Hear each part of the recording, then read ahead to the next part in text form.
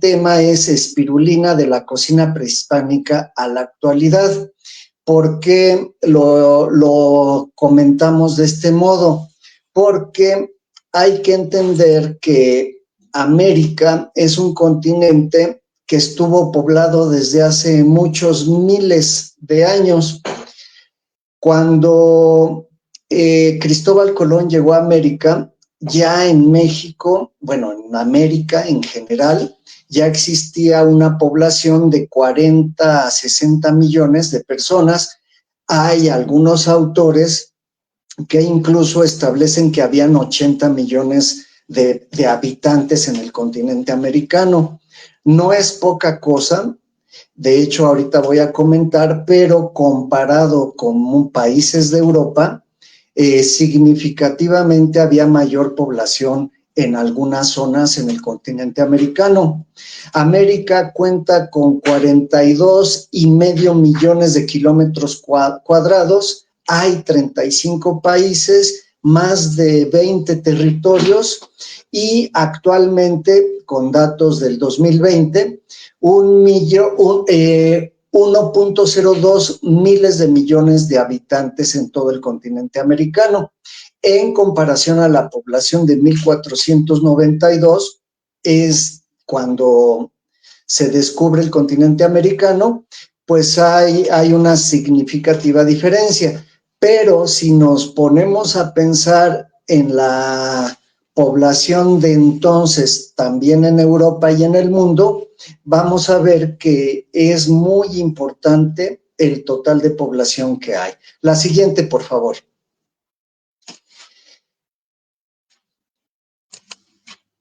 Por ejemplo, Tenochtitlan en 1492 tenía 250,000 personas. Habían un cuarto de millón de habitantes en la Ciudad de México de ese entonces, la ciudad mexica. Incluso una población mayor que la de Francia, de las ciudades más grandes en aquellos tiempos, París, por ejemplo.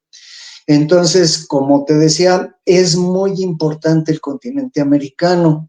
No es que cuando llegaran los europeos al continente americano encontraran puras tribus salvajes como a veces lo pensamos o como se ha querido justificar el momento de la conquista de todo, desde América del Norte hasta América del Sur. ¿Por qué? Porque ya habían culturas.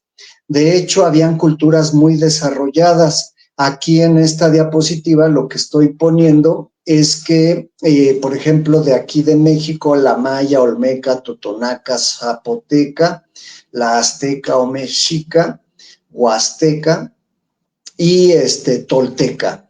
Hay otras culturas de Centroamérica y Sudamérica, los moches, los chimú, los incas, los guaraní y muchas otras culturas. Por ejemplo, en América del Norte, pues ya estaban los apaches, y varias culturas. En la parte más norteña, pues estaban los esquimales y otras culturas, ¿no? La siguiente, por favor. Todas ellas tenían diferentes grados de desarrollo. De hecho, hay desarrollos impresionantes, como por ejemplo el calendario azteca, por ejemplo, el calendario maya, pues eran para su tiempo los más avanzados, incluso por encima de los europeos. ¿Avanzados en qué sentido? En el sentido de que eran muy exactos. El calendario azteca fue de los más precisos en esa época, solo superado por los cálculos científicos actuales, ¿no? Habían dos calendarios, uno con un ciclo solar y el otro con un ciclo lunar. El solar era para fines civiles, cívicos, de 365 días, y el calendario lunar era de carácter ritual y tenía 260 días. ahí se podía calcular con días o meses de 20, por ejemplo, ¿no? Y en el caso de la numeración, hay algo también muy avanzado. La numeración maya, por ejemplo, aporta el número 0. En Europa, el 0 se había recién implantado a partir del siglo XII, por ejemplo, ¿no? Pero los mayas ya lo utilizaban y tenían una numeración muy, muy exacta. A partir de puntitos y líneas podían llegar hasta el número 20 y por repetición podían llegar, incluyendo el 0, a millones de números. Lo siguiente, por favor. Esto nos hace ver que hay un desarrollo para esa época pues muy avanzado. Son culturas impresionantemente activas. En la parte de la arquitectura, por ejemplo, pues todos conocemos, las pirámides son majestuosas, desde los incas, por ejemplo, hasta la ciudad de Teotihuacán en México, los incas en Perú, pero bueno, son poblaciones que han desarrollado grandes conocimientos, grandes aportes en diferentes áreas, en la pintura, por ejemplo, la escultura, la cerámica, en la agricultura también, por ejemplo, se dice por los estudios que se han hecho que las primeras selecciones genéticas o combinaciones genéticas se realizan en la selección del maíz, donde se logra domesticar el maíz y donde se logra que sea uno de los cultivos y alimentos más preciados. ¿Qué es lo que se aporta en términos de alimentación y de comida al mundo? Por ejemplo, la papa tiene un origen en Perú, la papa se utiliza en todo el mundo y los europeos, por las características de la papa, la utilizan como uno de sus alimentos de reserva y de los alimentos preferidos en guarniciones y muchas preparaciones. En tiempos de invierno, por ejemplo, la papa es una opción muy saludable, muy calórica y muy adecuada. El chile es otro de los alimentos muy preciados que se utilizan en salsas. Tiene origen en México, hay una variedad impresionante, es otro de los aportes importantes. La siguiente, por favor. El maíz, ya decíamos, tiene un origen en México y en Perú. De hecho, en una zona muy amplia se cultiva el maíz y se va seleccionando hasta lograr las variedades básicas a través de las cuales por generaciones se ha alimentado la población de América. Posteriormente se empezó a utilizar con la introducción de la ganadería, también para fines de crianza ganadera. La piña tiene un origen en Brasil y Paraguay, es una fruta muy preciada con aportes nutricionales impresionantes, tanto con enzimas digestivas como vitaminas. La siguiente, por favor. El cacao es otro aporte importantísimo, se da entre México y Centroamérica, particularmente en Guatemala. El cacao es la base para el chocolate y pues también es un aporte muy significativo. El jitomate tiene su origen en Perú y en México. Se desarrolla su cultivo y se utiliza con fines culinarios en estas culturas de una manera muy intensa. Es un alimento muy versátil, se utiliza en diferentes preparaciones y mucho en todo el mundo, de todas las maneras que te puedas imaginar.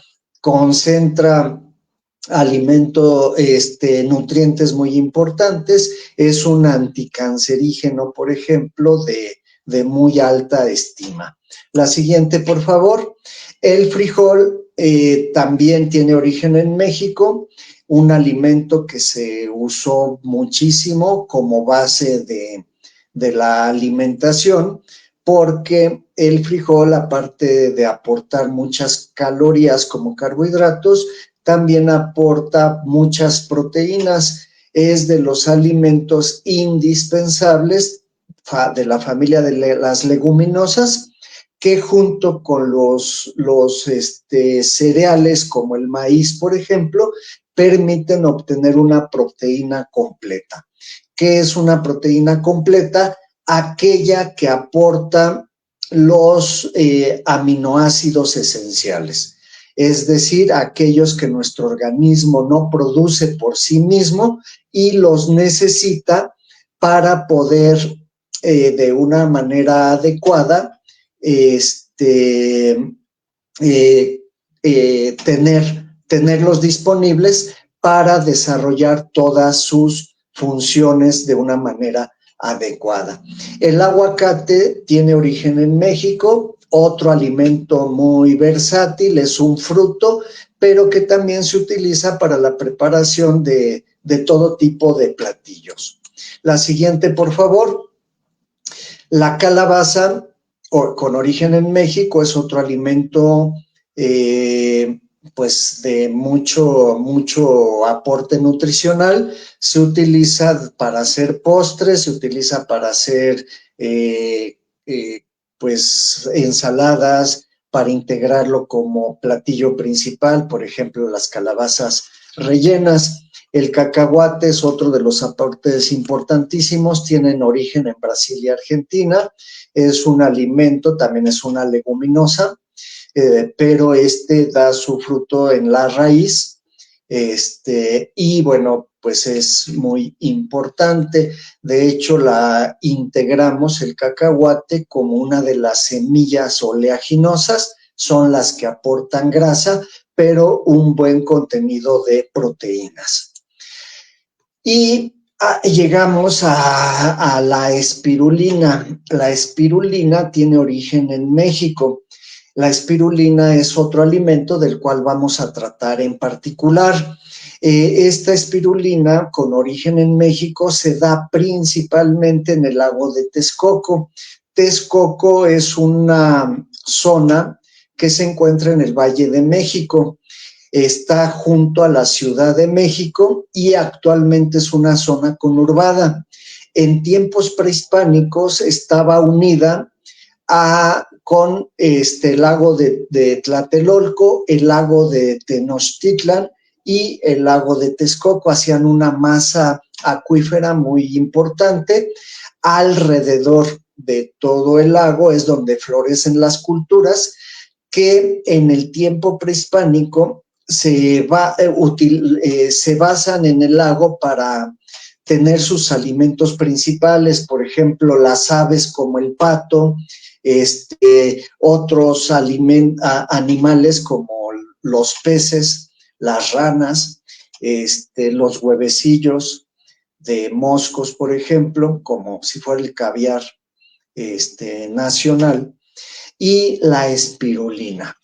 La espirulina se conoce que, la siguiente por favor, se conoce que desde hace muchísimo tiempo se utilizaba, y particularmente en las culturas prehispánicas.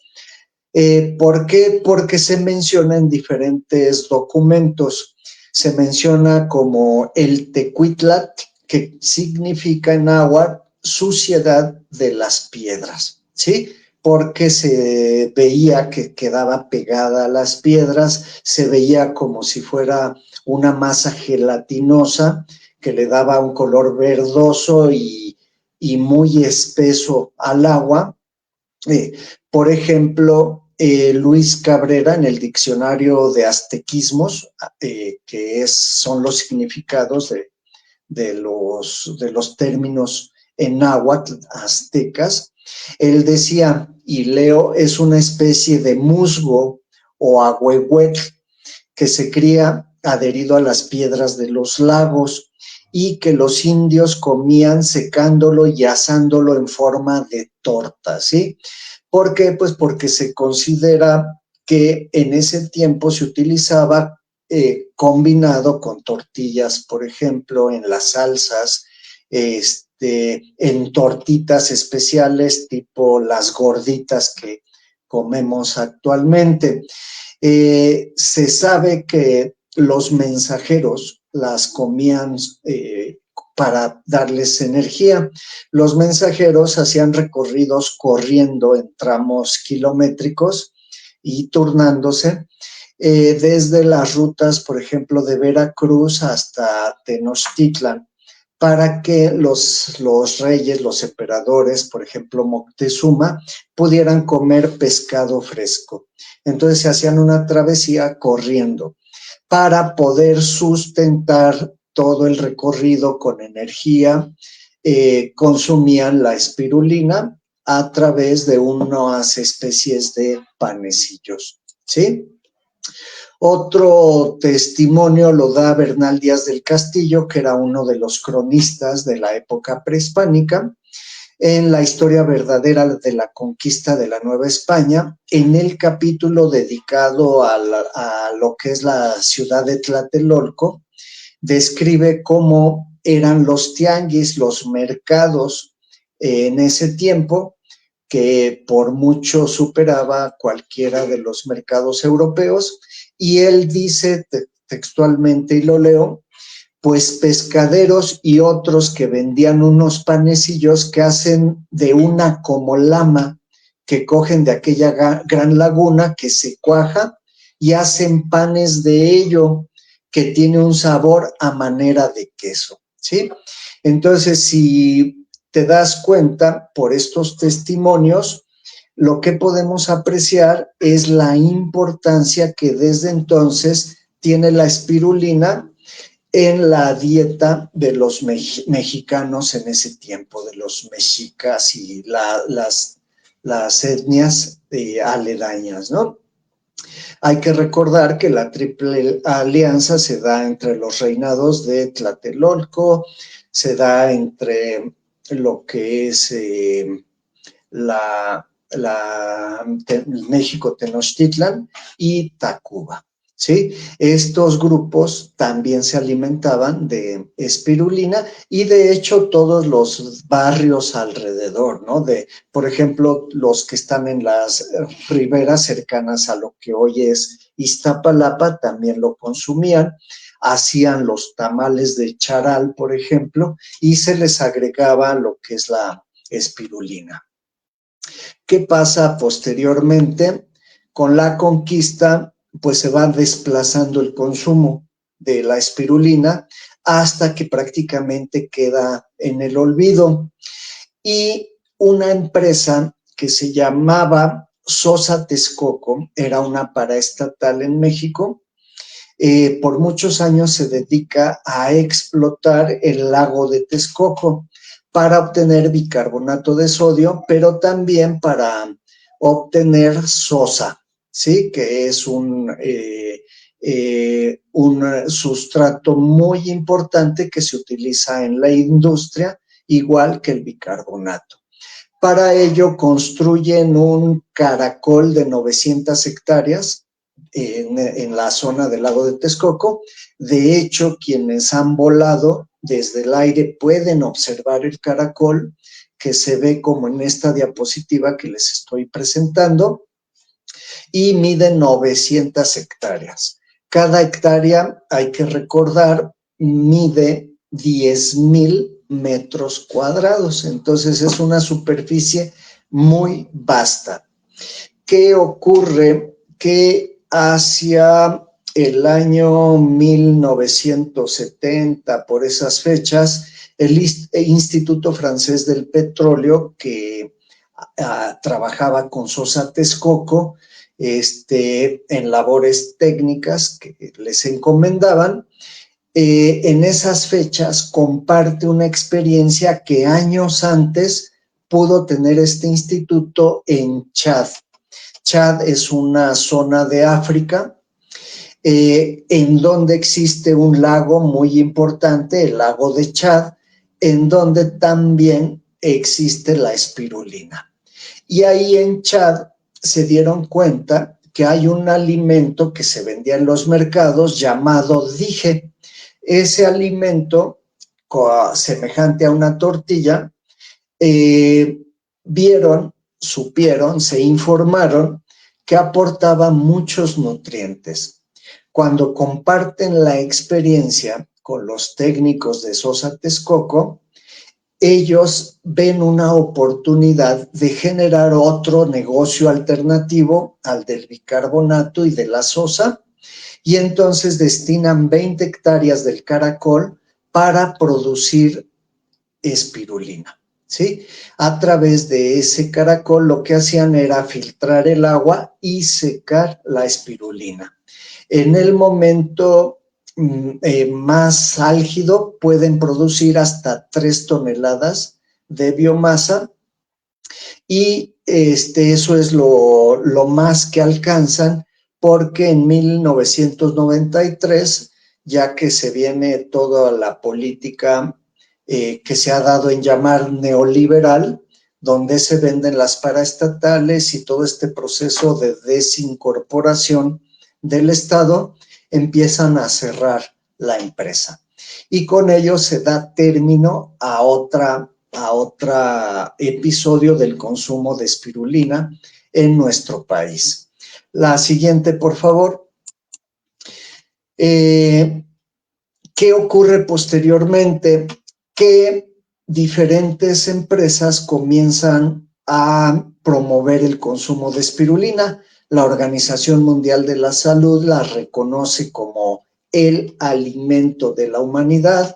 Desde los años 70, la NASA la incorpora en sus proyectos de viajes espaciales como un alimento adecuado para los astronautas, y se empieza a promover mucho el consumo de espirulina. ¿Por qué es importante? Vamos a poner algunos antecedentes. La espirulina tiene más de 3.500 millones de años de existir en nuestro planeta. De hecho, es de los microorganismos originarios de los primeros que dan vida en nuestro planeta. No es un alga, como solemos decirlo, es una bacteria, pero es una bacteria particular. Es una bacteria que produce, como las plantas, su alimento.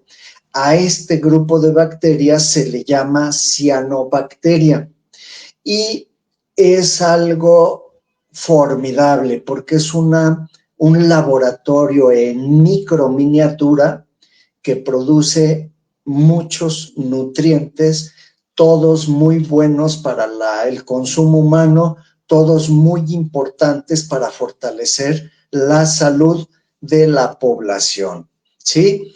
Entonces, este maravilloso organismo primitivo, ¿qué es lo que nos aporta? La siguiente, por favor. Mira, lo primero es que su consumo, su producción es muy ecológica, muy barata, se puede decir. Para hablar del consumo de agua y su rendimiento en proteínas, la espirulina concentra 65% de su peso de proteína. ¿Cuánto consume de agua para producir esa proteína? 2.499 litros anuales, ¿sí? La soya, 34% de proteína, y consume 8.860 litros, aproximadamente 4 veces más que la espirulina, pero la mitad de proteína. El maíz, 9% de proteína, pero consume 6 veces más que la espirulina, 12.416 litros de agua.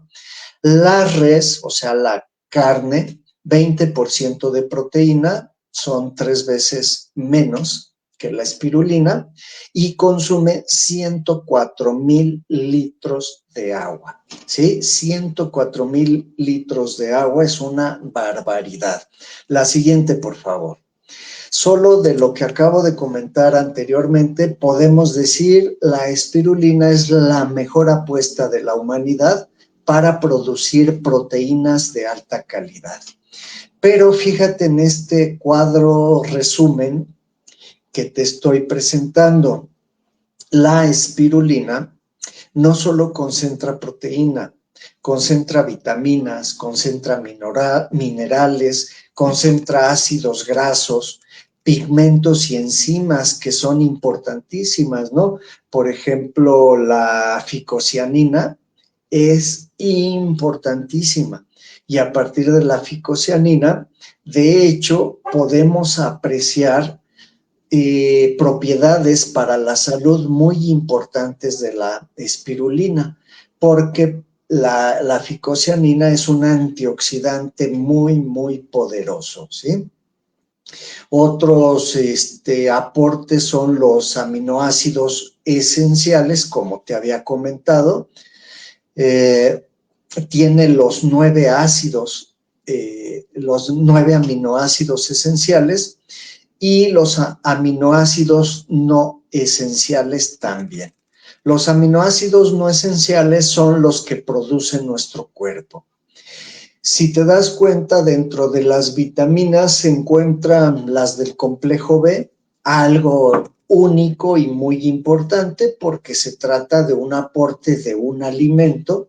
Generalmente el complejo B lo consumimos a partir de alimentos de origen animal, por ejemplo, el hígado de res o la carne de res o de cerdo. Es muy raro encontrar vegetales que lo contengan, ¿no? La espirulina lo tiene. Tiene beta-carotenos, que son los precursores de la vitamina A, en muy buena cantidad. Tiene vitamina E, que es una antioxidante también muy poderoso, liposoluble, o sea que se disuelve en grasa, lo mismo que la vitamina K. Dentro de los minerales, el calcio, el hierro, el magnesio, son muy importantes, también el fósforo, potasio y zinc,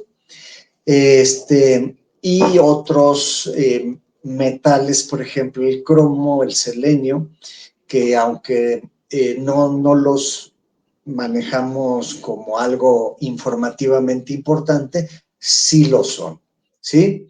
Y te decía yo que tiene pigmentos y enzimas como la clorofila, los carotenoides, que son antioxidantes también muy importantes, la ficocianina y otros varios que también hay, ácidos grasos no saturados, que también juegan un papel, como los omega 3, los omega 6, que ahí los tenemos. La siguiente, por favor. Vamos a hablar ahorita de un comparativo entre la espirulina y otros alimentos. En este caso, inicio con proteína, 60% del aporte de la espirulina. Estamos hablando por peso equivalente, por ejemplo, en 100 gramos el 60% es proteínas de espirulina.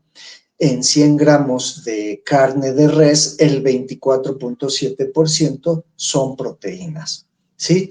De la misma manera, la leche aporta 3.3%, el pescado 18.8%, todo referente a 100 gramos.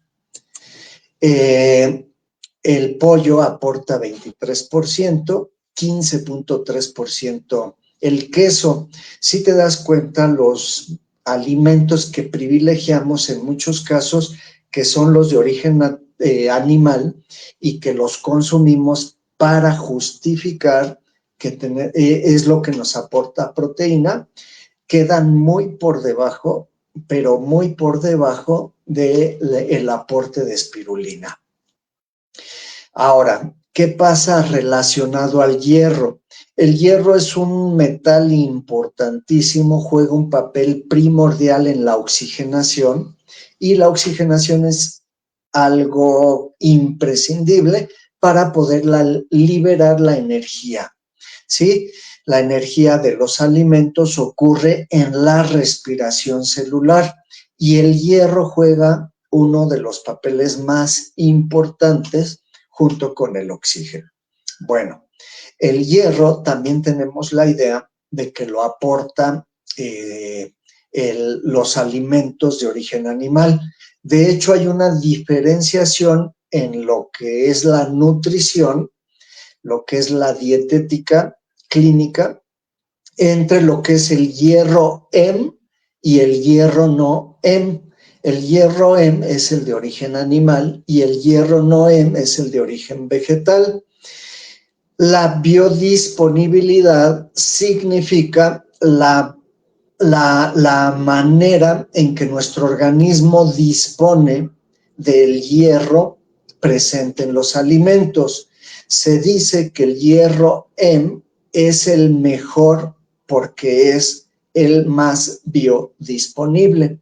Entonces, en las dietas para combatir la anemia, que es déficit de hierro, o para prevenirla, se recomiendan los alimentos básicamente de origen animal, porque el hierro no Hem, que es el que está ligado a los vegetales, a los tejidos vegetales, no es muy biodisponible.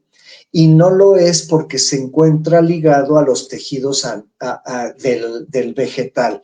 Por ejemplo, las espinacas o las acelgas, que aportan una buena cantidad de hierro, parte de ese hierro no lo absorbe nuestro cuerpo. Se pierde dentro de las fibras del propio vegetal, que las vamos a desechar, de hecho, ¿sí? Pues el hierro de la espirulina es biodisponible en el 100%. Y además aporta 18 miligramos por cada 100 gramos de espirulina consumido. Y 18 miligramos tienen una adecuación del 100%. La adecuación significa que corresponde al 100% a los requerimientos diarios que tiene cada ser humano para consumirlo. En comparación, el hierro que aporta un bistec de res es de 2.7 miligramos, unas 7 veces aproximadamente menos que las de la espirulina. La siguiente, por favor. Comparado con el hígado, el aporte es de 9 miligramos, con el pescado es de 1.7 miligramos. De hecho, nos recomiendan mucho las carnes blancas en comparación a las carnes rojas, pero esto a partir de un criterio de no a las grasas, ¿sí? Pero si te das cuenta, cuando consumes carne de pollo, limitas el consumo de hierro en una gran proporción. La siguiente, por favor. Las lentejas aportan 7.1 de hierro. Las lentejas es vegetal, aportan 7.1 miligramos. Es un gran aporte, pero la biodisponibilidad es menor que en los alimentos cárnicos. El hierro que se encuentra en espinacas es de 4 miligramos, es la cantidad, pero como había comentado, también la biodisponibilidad es baja. Entonces, eso lo tenemos que tener muy en cuenta, sobre todo aquellas personas que tienen problemas, por ejemplo, de anemia y se sujetan a dietas altas en vegetales, ¿sí? O incluso vegetarianas. ¿Cuál es una recomendación importante? Que se consuman con alimentos que aportan vitamina C. Por ejemplo, el limón. Una ensalada de espinacas, por ejemplo, con limón, ayudan a una mejor absorción del hierro y mejoran el aporte a partir de las acelgas, por ejemplo. Nada más para terminar la idea con esta diapositiva, es que en cualquiera de los casos, la mejor alternativa para el aporte de hierro sigue estando en la espirulina, ¿sí? La siguiente, por favor. ¿Qué ocurre respecto al calcio. La espirulina aporta 100 miligramos, ¿sí? Es alta, es muy alto su aporte y representa como adecuación el 10% del aporte que se requiere diariamente. Entonces, acompañar nuestra dieta con espirulina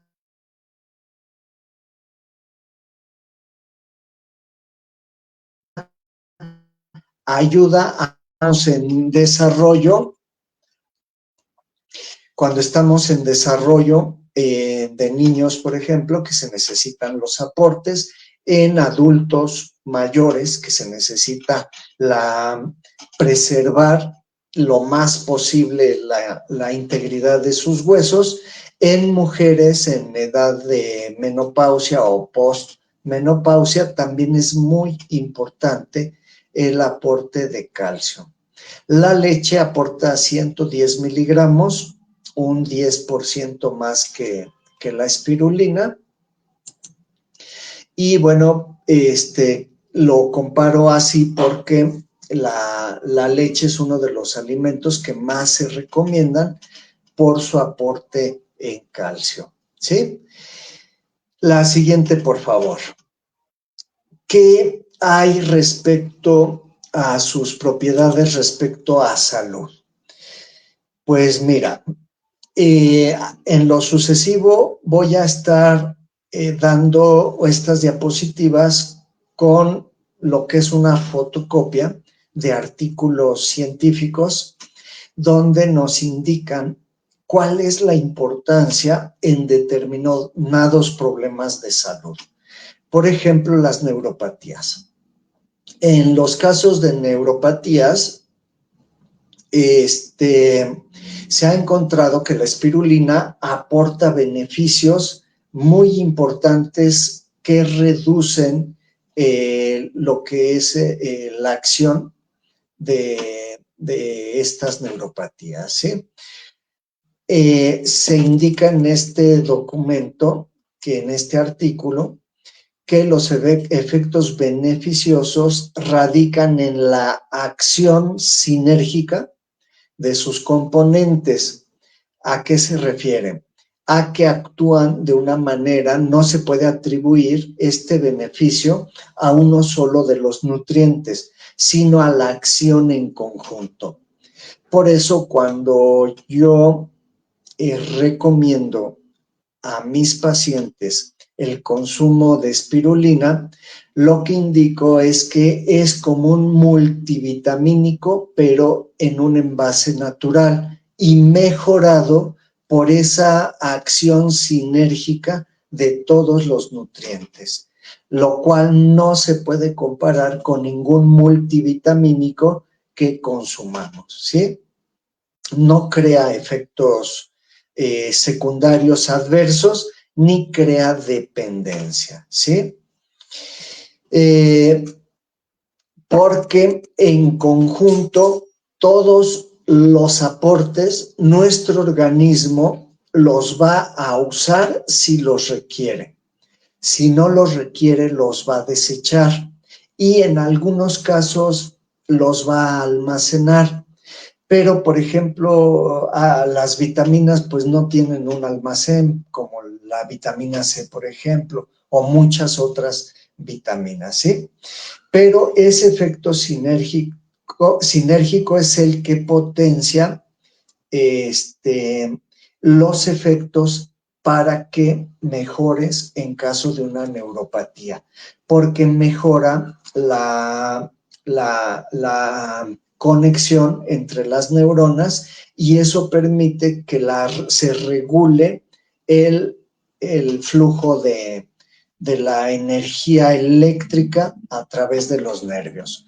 La neuropatía ocurre porque esa regulación del flujo de energía eléctrica a través de los nervios se da de manera desincronizada. De hecho, hay descargas que son las que provocan los dolores ardorosos y que impiden que haya un control adecuado de los movimientos. La siguiente, por favor. Decíamos que la ficocianina es un nutriente importantísimo y sí lo es porque es un potente antioxidante, pero no solo eso, sino que también dijimos que contiene muchos betacarotenos que también son antioxidantes y tienen una función, en este caso, anticancerígena.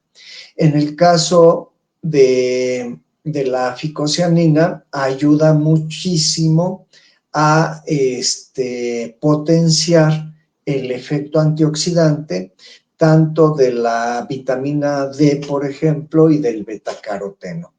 La siguiente, por favor.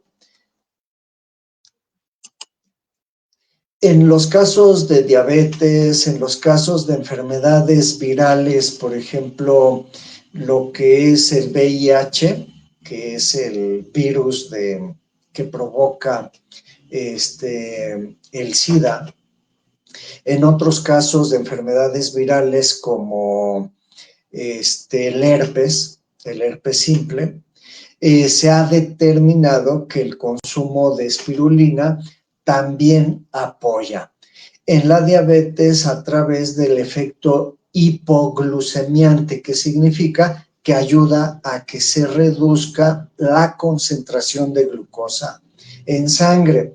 ¿A través de qué? A través de que mejora la sensibilidad a la insulina, o sea que hace más eficiente a la insulina en nuestro organismo. ¿Por qué se puede perder ese efecto positivo de la insulina? Porque a través del consumo constante de azúcares en nuestra dieta, la concentración de insulina en nuestro organismo se vuelve tan permanente que los receptores celulares, que son como los oídos de la célula, ya no permiten escuchar, entre comillas, los mensajes que da la insulina para llevar la glucosa que está en la sangre hasta el interior de las células. Como eso ocurre y ya no ingresa la glucosa a la célula, entonces se va a concentrar en sangre y eso es lo que provoca la diabetes. A través de este mecanismo se mejora la sensibilidad a la insulina por el consumo de la espirulina y se puede apoyar en el manejo de la diabetes. La acción viral, antiviral, ocurre por varios mecanismos. Por ejemplo, en el caso del herpes, lo que hace la espirulina a través de sus nutrientes, algunos en particular, van a hacer bloquear la reproducción del virus. Cuando se bloquea la reproducción del virus, se va a mejorar los síntomas del herpes, que son ámpulas, que son ardores, dolores en la piel, muy, pero muy intensos. Y eso va a ayudar a que se mejore el cuadro, pero también a que se pueda ir eliminando el virus. ¿Cuál es el problema del herpes? Que los virus se van a alojar en los nervios, en zonas nerviosas, se van a alojar y en esa zona del nervio donde se aloja, generalmente es donde se van a manifestar el problema a través de las ampollas, a través de la irritación, a través de el dolor, ardor, comezón, ¿sí? Con la espirulina esto va a mejorar y también el sistema inmunológico se va a fortalecer por la sinergia entre los nutrientes que son, por ejemplo, el zinc, juega un papel importantísimo en el sistema inmunológico, la vitamina D juega un papel importantísimo en el fortalecimiento del sistema inmunológico y en general los nutrientes que aporta la espirulina. La siguiente, por favor. En cuestiones de colesterol y obesidad también hay una mejora muy importante porque la espirulina va a mejorar, va a apoyar el metabolismo de las grasas, ¿sí? En este artículo, por ejemplo, se habla de la farmacología y toxicología de la alga espirulina, pero eso está prácticamente descartado. ¿Por qué? Porque los estudios certifican que no ocurre ninguna intoxicación con el consumo y además permite bajar el colesterol y la obesidad, ¿sí? La obesidad, ¿por qué? Porque el aporte de proteína en sí dentro de nuestras dietas va a mandar señales que limitan la producción de unas hormonas que permiten el apetito. Lo que va a ocurrir es que a través de estas señales de las proteínas se va a preferir la producción de hormonas que van a limitar el apetito, que van a tener un efecto anexoréxico, que va a limitar el hambre y va a través de ese efecto a permitir que la persona mejore. Y va a ser más eficiente su metabolismo de grasas, con lo cual mejora el perfil de grasas, pero además se controla el peso porque la persona disminuye la obesidad.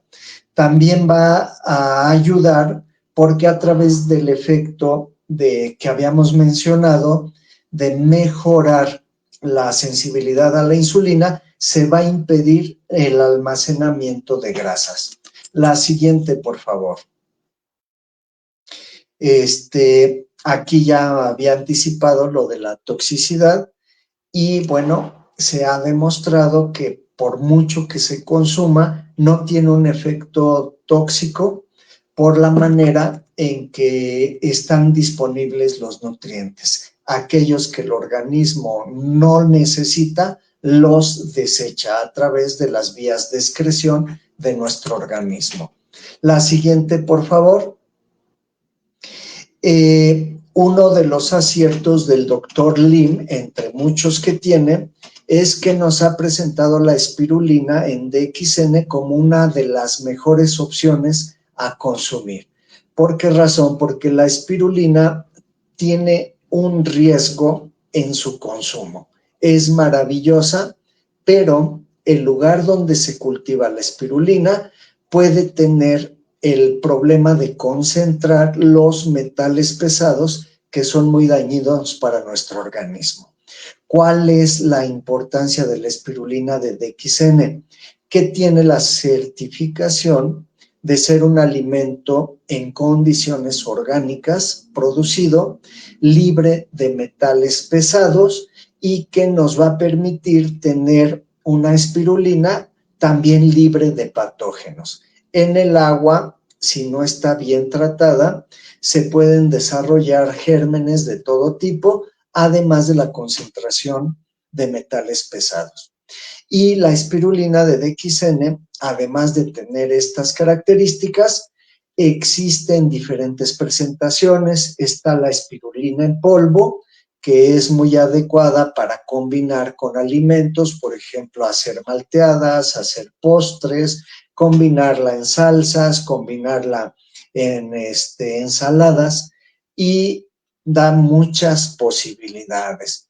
La espirulina en comprimidos nos apoya muchísimo también para aquellas personas que tienen mucha prisa, que no tienen la posibilidad de consumirla a través de otro alimento, la consume a través de un vasito de agua. Hay personas que incluso las consumen sin el agua. La siguiente, por favor.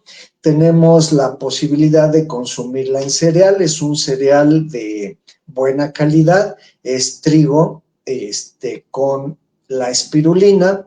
Esta opción te permite tener un refrigerio saludable. Aquellas personas que no desayunan y a media mañana ya están que se mueren de hambre, pueden consumir en lugar de las galletitas y en lugar de los antojitos que luego tenemos, un cereal de espirulina. Te va a aportar energía, te va a quitar el hambre, te va a cuidar tu salud con una buena como una buena alternativa y aporte de nutrientes, ¿sí? Para los niños en su lunch escolar es una magnífica opción.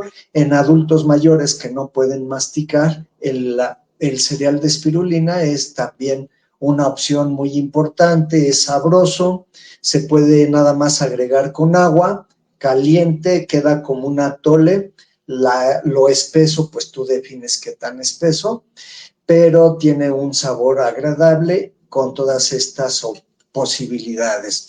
La espirulina en cápsulas, igual que los comprimidos, te permiten de una manera muy fácil y rápida obtener los beneficios de la espirulina. Las cápsulas tienen una mayor concentración, pero bueno, al final yo te digo, una dosis adecuada de mantenimiento es 1 gramo, que son 4 comprimidos aproximadamente, ¿no? O para fines terapéuticos, una dosis mínima de 3 gramos de espirulina es muy adecuado, lo cual equivale a 12 comprimidos de espirulina. Y pues DXN te da los beneficios de la naturaleza de una manera simple, de una manera sencilla, y si te das cuenta, el alga espirulina es muy mexicana en estas fechas, lo podemos decir con el orgullo de provenir de culturas ancestrales, de una sabiduría muy grande, con aportes a la humanidad que hasta la fecha siguen siendo de relevancia